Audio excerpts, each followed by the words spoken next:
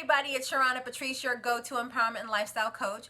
It's April and it's also Stress Awareness Month. So all month long, I'm going to be focusing on stress and different ways you can deal with stress, cope with stress, and just helping you guys with some tools and tips that you can use in your everyday life going forward, okay? Now, there's 3 really important things that I want you to keep in mind when it comes to stress, all right? You guys ready?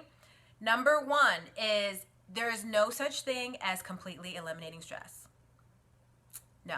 Okay, so what I need you to understand is there's going to be some form of stress in your life, all right? You cannot completely never have stress again. So you have to just learn to accept that there's stress is a part of life and come up with ways to actually deal with it and handle it in a positive way, okay? Now, if you saw my post earlier, there are 2 different types of stress or 2 different categories of stress, right? So one category is eustress. That's the positive stress. Like that's things that will kind of help to motivate you and inspire you. Like say, for example, you want to run a marathon. So you'd have to train and get ready for that, okay?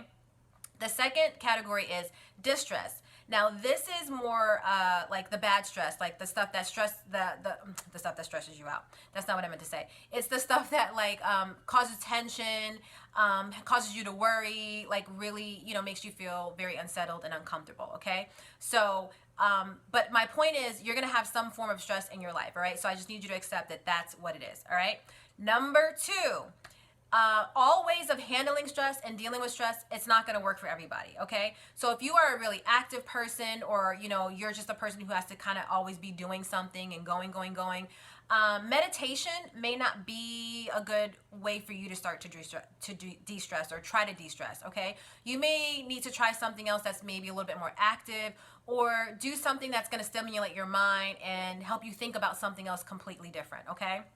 So I just want to stress out that, there's lots of ways out there to handle stress and deal with stress. And so I will talk about some of those things a little bit later. But I just want you to keep in mind that it's a suggestion, right? So you kind of have to trial and error and see what works for you, all right? Number 3 is I need you all to relax.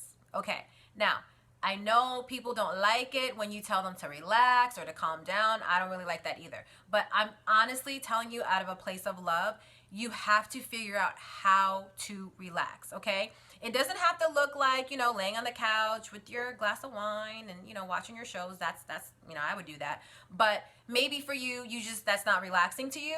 But you got to figure out what relaxes you because you don't want to get into a situation where you have chronic stress going on because chronic stress can cause like really serious negative effects on like your mental and emotional health and like even physically.